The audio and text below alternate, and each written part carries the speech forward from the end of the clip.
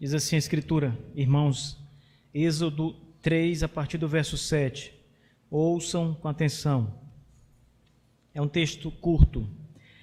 E o Senhor disse: certamente vi a aflição de meu povo que está no Egito, e ouvi o seu clamor por causa dos seus capatazes, pois eu conheço os seus sofrimentos. E eu desci para libertá-los da mão dos egípcios e para fazê-los sair daquela terra para uma terra boa e grande, para uma terra que emana leite e mel, para o lugar dos cananeus, dos heteus, dos amorreus, dos ferezeus, dos heveus e dos jebuseus. Agora, portanto, eis que o clamor dos filhos de Israel é vindo até mim, e eu também vi a opressão com que os egípcios os oprimem. Amém. Vamos orar. Curve sua cabeça. Pai, em nome de Jesus Cristo, teu Filho e nosso Senhor, nós damos graças, Senhor, por esse dia, pela palavra do Senhor que nós ouvimos. Somos gratos, nosso Deus, pela riqueza que temos das tuas mãos, privilégio, Senhor, que poucos homens têm, de estar reunido como teu povo, separados pelo teu Espírito, para o louvor da glória do Senhor, ouvindo a palavra, nos regozijando e nos deleitando na verdade revelada. Ó nosso Deus, somos gratos, Criador nosso, pela tua bondade, pela tua graça que nos é dada continuamente em Cristo Jesus, o nosso Salvador. Senhor, fale ao nosso coração, fale ao coração de todos os homens e mulheres que estão hoje aqui neste lugar, que o teu Espírito, ele possa operar de grande maneira, Senhor Deus, que haja salvação, que haja arrependimento genuíno para a vida eterna, que haja perdão de pecados confessados. Senhor nosso Deus, tu é grande e poderoso, não há ninguém como o Senhor, só o Senhor salva pecadores. Faça isso essa noite, Senhor, é a nossa súplica, edifica-nos como teu povo, Senhor, com a tua palavra, no nome santo de Jesus Cristo, o Salvador. Amém. Meus irmãos, essa passagem do Evangelho da Escritura de Êxodo, que nós acabamos de ver, ela tem um contexto importante, porque essas palavras de Deus, elas são ditas para Moisés naquele contexto em que o Senhor aparece em cima do monte em que Moisés está com as ovelhas do seu sogro. Ele estava pastoreando, cuidando dos animais. Ele era um homem de 40 anos e ele estava cuidando dos animais de Jetro. E naquela ocasião, já fugido do Egito, o Senhor aparece a Moisés numa chama. A Escritura diz que o Senhor aparece a Moisés numa sarça que ardia em fogo, mas não queimava. A madeira, as folhas, a sarça estava queimando, pegando fogo, mas não se deteriorando. Nada acontecia com ela. E aquilo chamou muito a atenção de Moisés, de maneira que ele para ver. Ele tende a se virar para olhar com mais clareza para a sarça que queimava. Moisés estava a uma certa distância da sarça e não poderia ver muito bem, mas ele sabia que algo extraordinário estava acontecendo e ele queria ver de perto. O verso 2, por exemplo, contexto dessa passagem, diz: e ele olhou, e eis que a sarça queimava com fogo, mas a sarça não era consumida.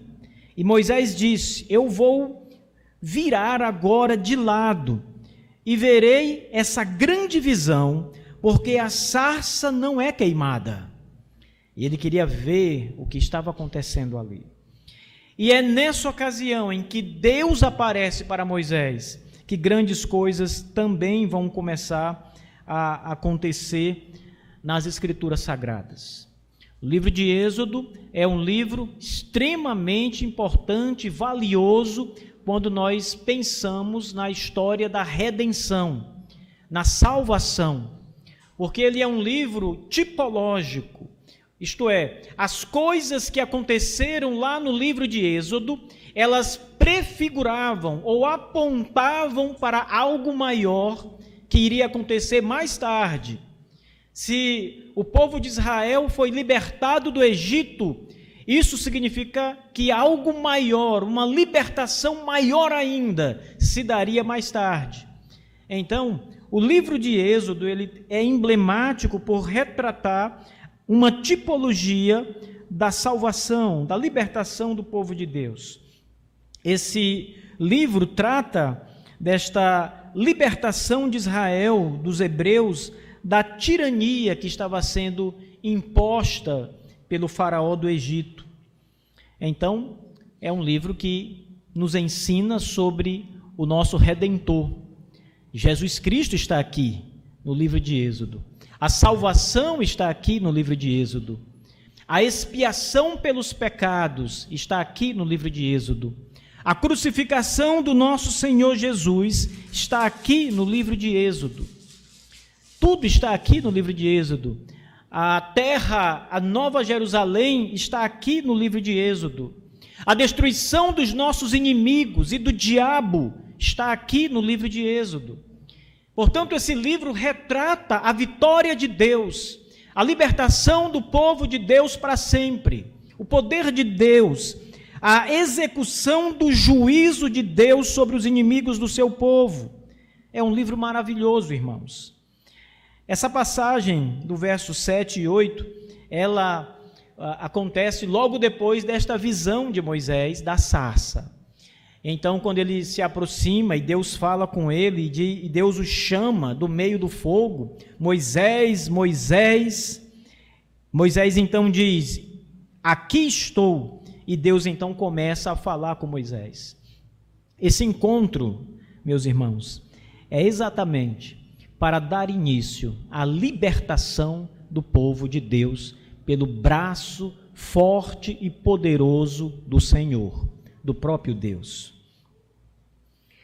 Tem dois atos importantes aqui nessa passagem, nesses versos. Eu quero destacar especialmente, nós lemos até o versículo 9, mas eu quero destacar especialmente os versos 7 e 8 nessa passagem. Por isso, mantenham a atenção de vocês nesses dois versículos do capítulo 3 de Êxodo. O primeiro ato nós vamos encontrar aqui no verso 7. E esse primeiro ato demonstra a compaixão de Deus. Hoje pela manhã, lendo a escritura de 1 Reis, nós vimos que Deus é muito misericordioso, que mesmo no meio do seu juízo, a sua misericórdia surge, e a sua misericórdia é maravilhosa. Mas aqui não há juízo, aqui há só misericórdia. O primeiro ato, portanto, trata dessa compaixão de Deus, de um Deus que se compadece com o sofrimento do povo dele. Veja o texto, verso 7. E o Senhor disse, certamente eu vi a aflição do meu povo que está no Egito, e ouvi o seu clamor por causa dos seus capatazes, pois eu conheço os seus sofrimentos. O que Deus está dizendo, o que o livro de Êxodo está revelando, é que Deus vê, ouve e conhece.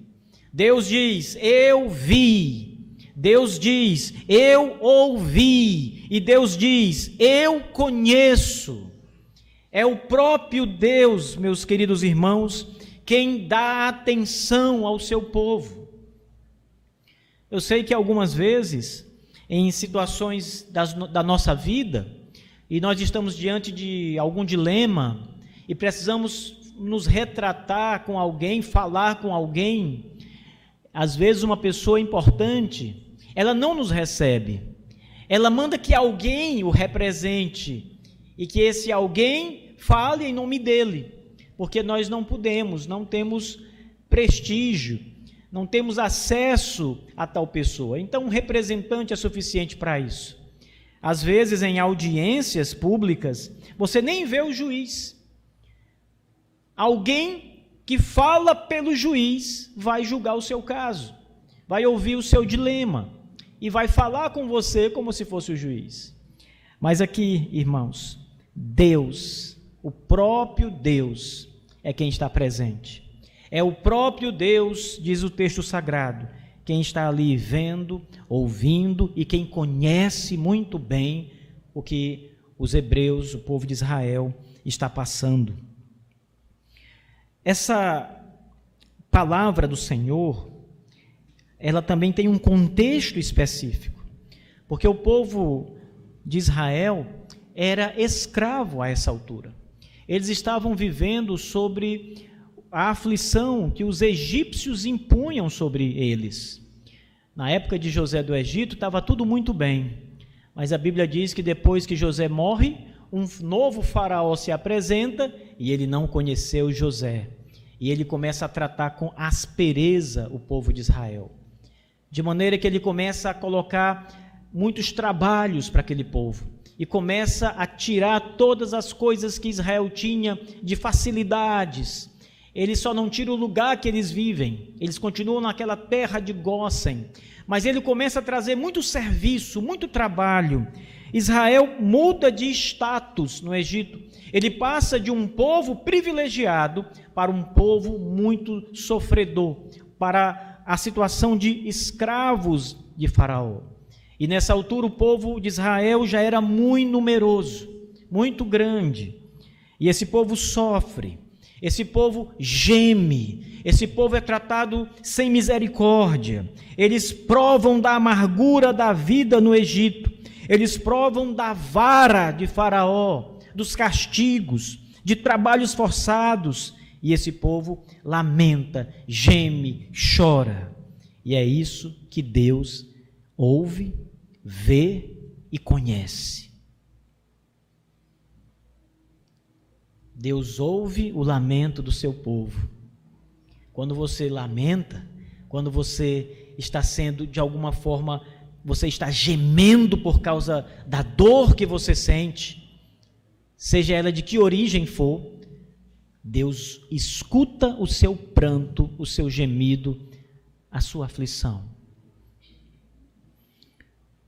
Eu acho isso muito emblemático, irmãos, porque às vezes você está contando o seu caso para alguém, você está ali derramando o seu coração para uma pessoa, dizendo o que você tem passado, e essa pessoa lhe escuta, ela até compartilha algum afeto com você, ela até diz que entende você, mas nunca é como Deus, porque a Bíblia diz que Deus, Ele escuta esse clamor de Israel, esse gemido de Israel, e não é meramente escutar como alguém que escuta um barulho qualquer, é escutar dando atenção,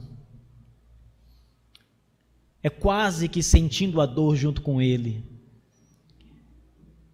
Deus se preocupa com o seu povo, ele vê toda a aflição que Israel está passando.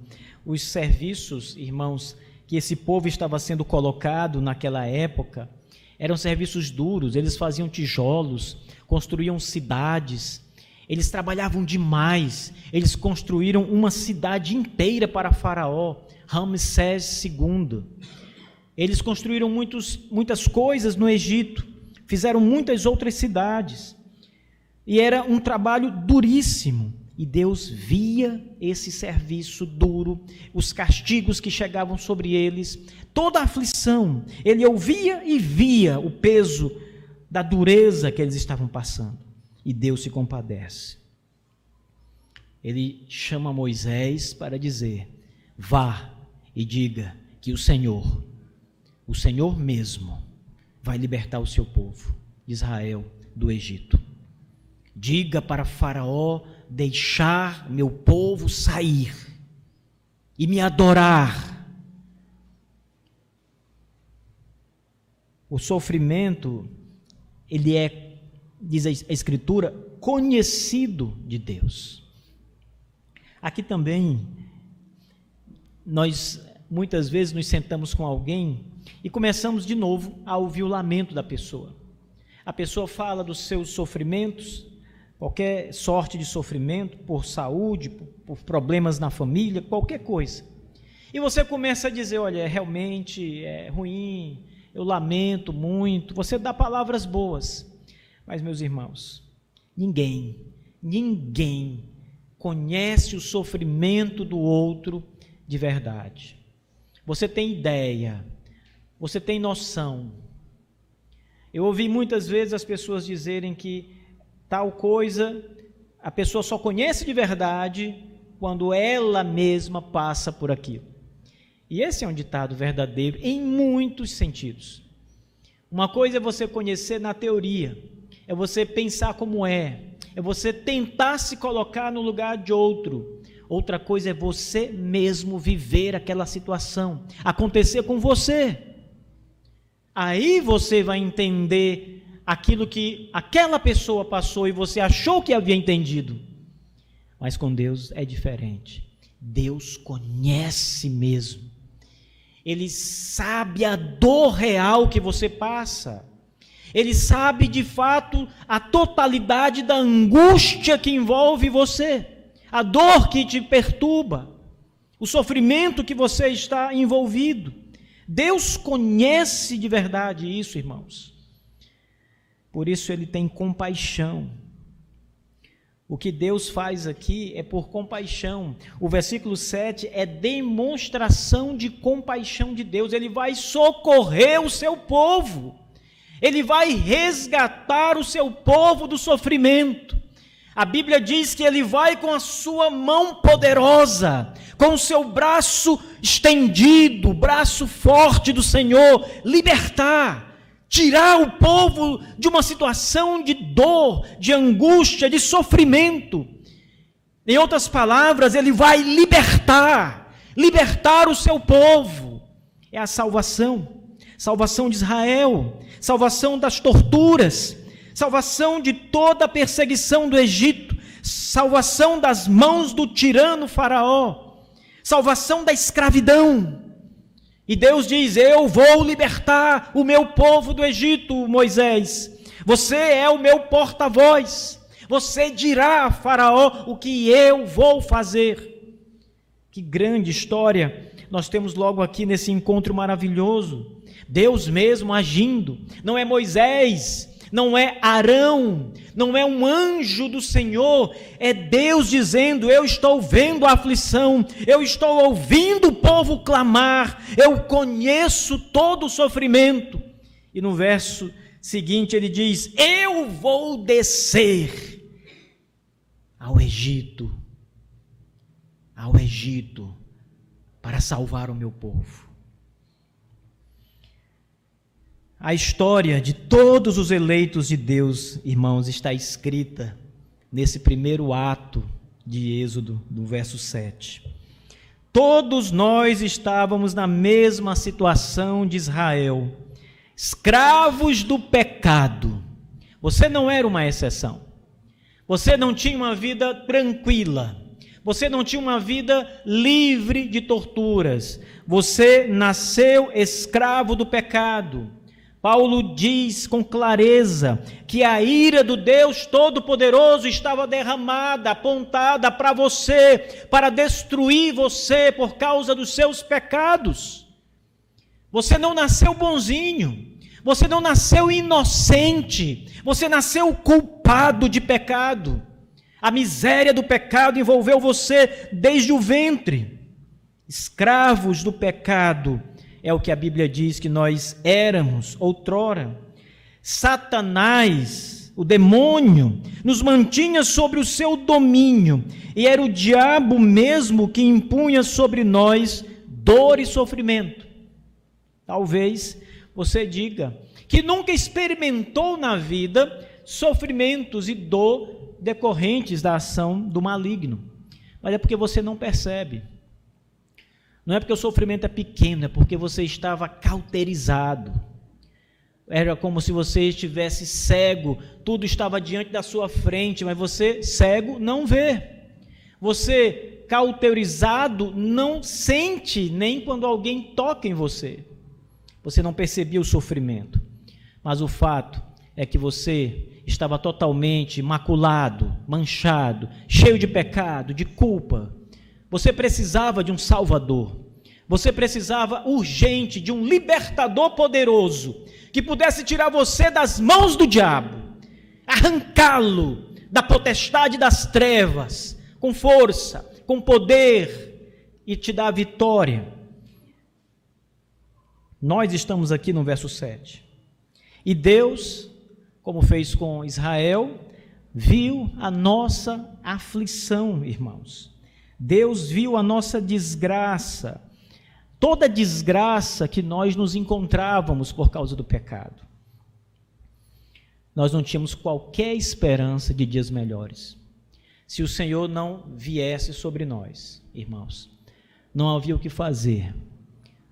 Eu garanto para vocês, pela palavra de Deus, que se Deus não tivesse se compadecido à semelhança da compaixão dele por Israel, se ele não tivesse compaixão dos seus eleitos e tivesse nos deixado ao nosso próprio cuidado, à nossa sorte, virem-se, todos nós estávamos destruídos, condenados ao inferno. Mas Deus é bom. O Senhor tem compaixão dos seus eleitos, irmãos. O Senhor mesmo viu a nossa condição miserável, viu que nós não tínhamos esperança de melhores dias. Deus viu as nossas fraquezas, Deus viu a sua incapacidade. Deus viu que você não poderia fazer nada por si mesmo. Ele precisava vir e fazer algo por você. Ele viu, como ele viu o sofrimento de Israel. A Bíblia também diz, no Novo Testamento, que Deus ouviu o nosso clamor, o nosso coração gemendo por causa do pecado, clamando. Ele escutou o nosso gemido por causa do pecado que nos assolava a alma. O pecado era aquilo que nos fazia lamentar e chorar. Quantas vezes, meu irmão ou minha irmã, você não lamentou a sorte da sua vida antes de Cristo, se você é uma pessoa convertida já depois de adulto? Quantas vezes a sua vida esteve à beira do precipício e você percebeu isso e lamentou isso e não tinha o que fazer, até que Cristo veio até você? Até que o Senhor ouviu você clamar. Deus conheceu todo o nosso sofrimento que decorre da maldição do pecado. O Senhor, Deus, soube exatamente todo o sofrimento que passava por sua vida. Tudo. Toda dor, toda miséria, Deus conheceu perfeitamente, meus irmãos. Então esse primeiro ato, o verso 7, o ato da misericórdia de Deus, também é um ato da nossa própria vida, em que Deus foi grandemente misericordioso em nos libertar. Agora vejamos o segundo ato, no verso 8, irmãos. Aqui mais uma vez nós temos Deus e Deus.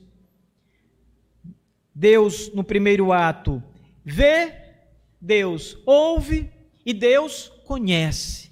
E Deus no segundo ato desce para libertar o povo. Deus faz o povo sair do Egito e Deus leva o povo para uma terra prometida. É o que diz o versículo 8. Vejam, o texto diz: eu desci para libertá-los da mão dos egípcios e para fazê-los sair daquela terra, para uma terra boa e grande, para uma terra que emana leite e mel. Veja que maravilha nós temos no segundo ato, a ação divina, a ação libertadora, Deus agindo, Deus solucionando o problema, Deus resolvendo a situação, dando um jeito nas coisas. Desci para libertá-los. Ele não manda um anjo fazer o serviço no seu lugar. Novamente, Ele mesmo vem. Quem aparece naquela sarça ardente na montanha? Deus, o Senhor. As Escrituras dizem, eu quero que você volte um pouco mais ao começo do verso 3.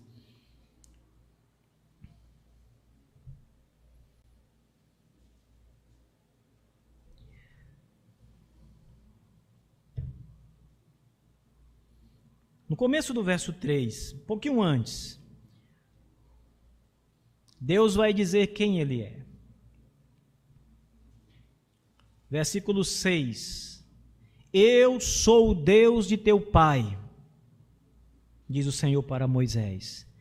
Eu sou o Deus de teu pai, o Deus de Abraão, o Deus de Isaque e o Deus de Jacó. E Moisés escondeu sua face, pois estava com medo de olhar para Deus. Mais adiante, meus irmãos, no verso 14, quando Moisés então diz, depois desse diálogo, Moisés diz ao Senhor: Deus, quando me perguntarem no Egito, quem me enviou? O que eu digo? E Deus diz: diga que eu sou, me enviou a vós. Deus fala o seu nome, o tetragrama hebraico, as letras hebraicas, que alguns dizem serem impronunciáveis pelo fato da pronúncia ter sido perdida, mas que as maiores proporções indicam que este nome seja Javé, Iavé, ou algo nessa direção. Deus se apresenta para ele. É Ele mesmo que vai descer, é Ele mesmo que desceu, é Ele mesmo que estava na sarça ardente, Ele mesmo estava com Moisés, Ele mesmo estava com o povo no deserto, era o Senhor mesmo, não era o anjo do Senhor, não era nem Gabriel ou Miguel ou qualquer outro dos anjos de Deus, era Deus mesmo. Eu desci para libertá-los, diz Deus. Que grande coisa, irmãos, porque Deus não precisava descer. Nós sabemos que Deus não precisava descer, Ele poderia resolver as coisas do seu trono de glória, e de lá mesmo executar o seu poder, e libertar o seu povo. Ele poderia destruir Faraó, ele poderia fazer o que quisesse, sentado no trono da glória, no trono da graça, mas não, a Bíblia diz que Ele mesmo vai ao encontro do seu povo. Deus mesmo, em pessoa, quer libertar o seu povo do Egito. Ele quer arrancar o seu povo das mãos do mal. Ele mesmo quer fazer esta obra. Que grande coisa! E o que Deus vai fazer é libertar esse povo da escravidão, do poder da tirania do Egito. E depois tirar esse povo dos limites do Egito, arrancá-lo do lugar da escravidão e levá-los para um outro lugar, para uma terra gloriosa, uma terra que emana leite e mel. Essa figura, ela é por demais também emblemática na Bíblia, porque leite e mel, na cultura hebraica, era a fonte de riqueza e a única fonte necessária para a vida. Eles tinham muitos carneiros, ovelhas, leite, e a terra era boa, portanto, juntava mel em todas as suas plantações, árvores.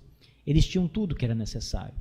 Essa imagem, leite e mel, é a imagem de fartura, de abundância, é uma imagem de uma mesa farta.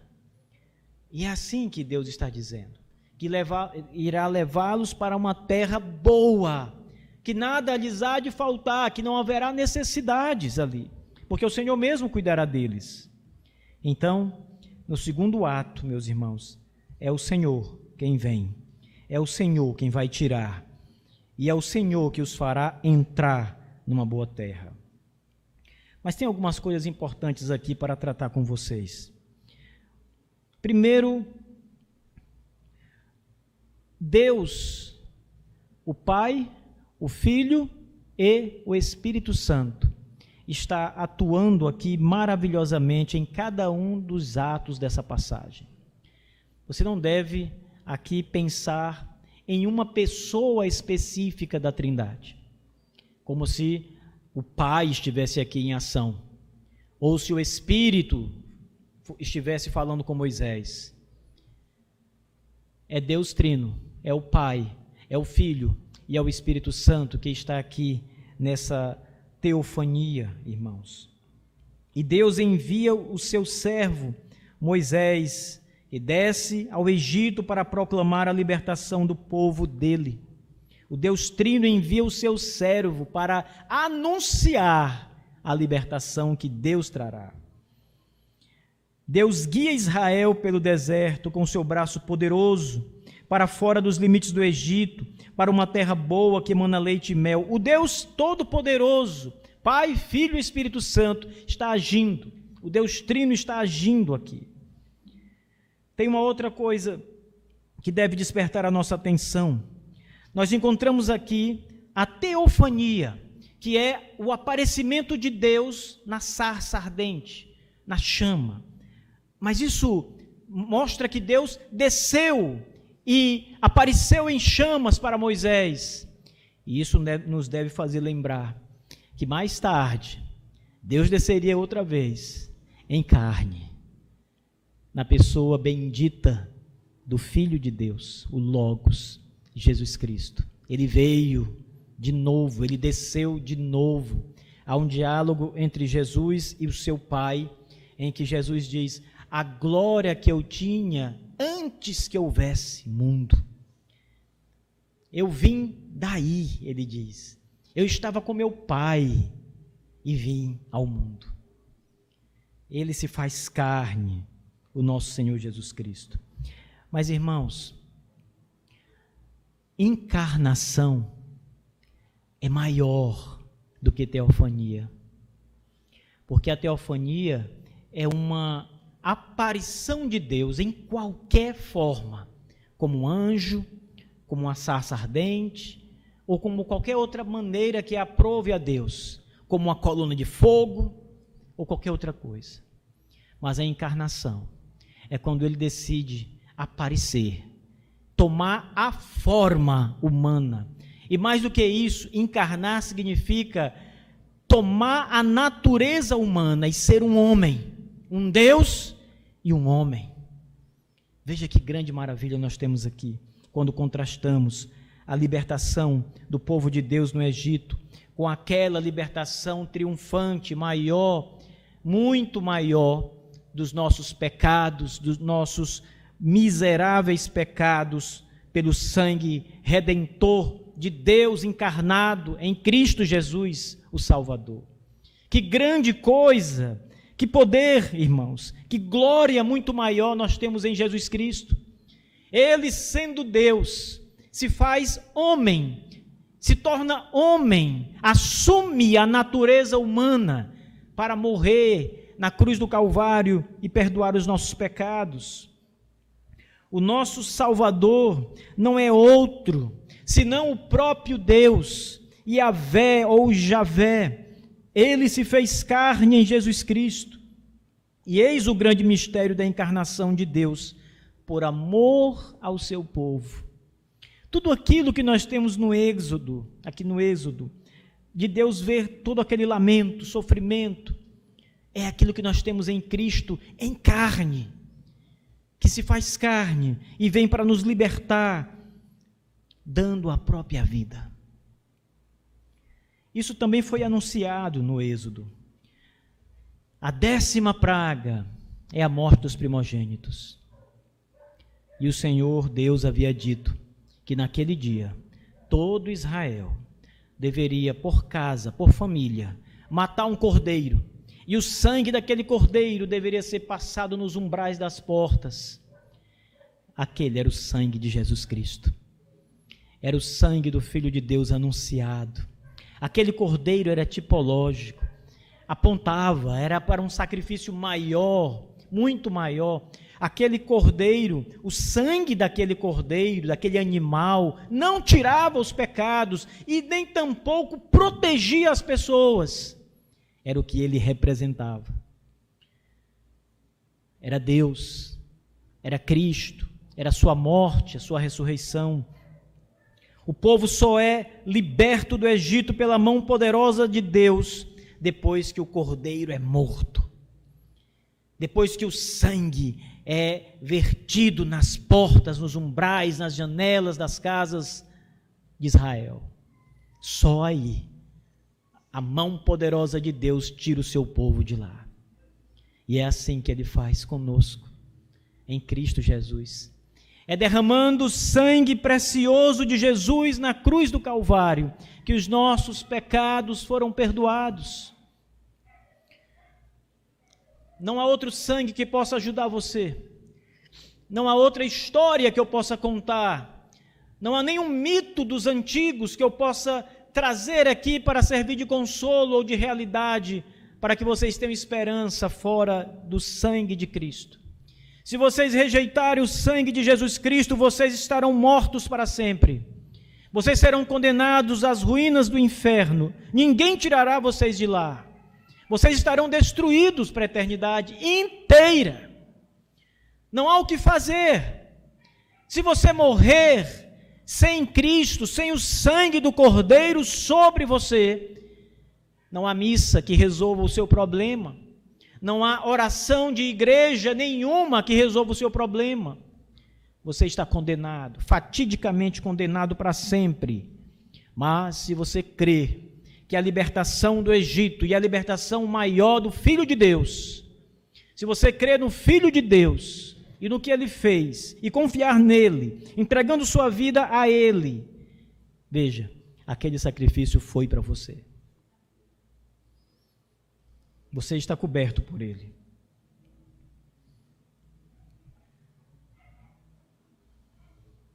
A libertação do Egito, ela se dá pela força de Deus. Ele envia sinais e prodígios a princípio, até a morte do Cordeiro, como eu disse. E a nossa libertação, meus irmãos, se dá também pela exibição do poder de Deus, com sinais e prodígios que Jesus Cristo realizou na terra. Durante 3 anos, o Senhor Jesus deu demonstração de que é o Filho de Deus Altíssimo. Ele curou enfermos de toda a natureza. O que Moisés fez, ou as 10 pragas do Egito, comparado ao que Jesus fez nos seus dias, foi coisa pequena, irmãos. Eu não quero diminuir o valor do êxodo, do poder de Deus ali. Mas veja, quando o Filho de Deus vem ao mundo, Ele opera tão poderosamente, Ele opera com tanto poder, irmãos, que tudo é colocado diante dele. Os demônios tremem diante dele. A natureza lhe obedece os comandos. As doenças são todas retiradas. Eu estava vendo uma passagem agora há pouco, enquanto o irmão lia, de que aquele homem que teve um encontro com Jesus disse: Senhor, vai até minha casa, curar o meu servo, meu filho. Ajuda, Senhor. Jesus disse: ok, teu servo está curado, vá para casa. E quando ele está no meio do caminho, encontra os seus servos que dizem: olha, o teu filho está curado. E ele pergunta: peraí, que horas aconteceu? Que horas ele ficou bom? E os servos dizem: na hora tal, a febre o deixou e ele ficou curado. E ele viu que foi exatamente na mesma hora que Jesus disse: teu filho, teu servo está curado. Irmãos, Jesus fez muitos milagres, ele deu demonstração de poder. O que aconteceu no Egito, aconteceu no ministério de Cristo Jesus. Cristo é a nossa libertação. Gálatas 5, verso 1, claramente diz que Cristo é a nossa libertação. Mas o Espírito do Senhor também atuou aqui. Porque durante o deserto, o Espírito de Deus guiava o povo. O Espírito conduzia o povo de Deus. E o Espírito Santo, irmãos, tem nos guiado a andar e viver com Cristo pela sua palavra. O Espírito Santo tem nos concedido vida em Cristo Jesus. O Espírito concede renovo espiritual ao seu povo para andar em novidade de vida. O Espírito Santo nos ajuda a caminhar na direção da nossa pátria celestial. Então, o Espírito de Deus tem atuado poderosamente por nós, por causa de Cristo. Eis a nossa libertação, prefigurada em Êxodo 3, a bondade de Deus, a ação de Deus, sua misericórdia, Deus se importando com o seu povo, ao ponto de Ele mesmo vir e descer, e Ele mesmo libertar o seu povo. É o que Cristo fez. Louve a Deus, meu irmão, exalte o nome do Redentor Jesus Cristo, creia nele. Você tem oportunidade de entregar sua vida a Jesus Cristo, crê no Senhor Jesus, para a salvação, para o perdão dos pecados. E se você está longe dos caminhos do Senhor, mesmo tendo crido nele, volte-se para o Senhor. Arrependa-se dos seus pecados, arrependa-se de ter deixado o caminho da paz e da alegria eterna, e venha para o Senhor novamente, mais uma vez. Não há muita coisa ao que você possa pensar, senão em olhar para Cristo e dizer: Senhor Jesus, salva-me, tem misericórdia de mim, ajuda-me. Que Deus nos abençoe, meus irmãos, e que o Senhor fale ao seu coração.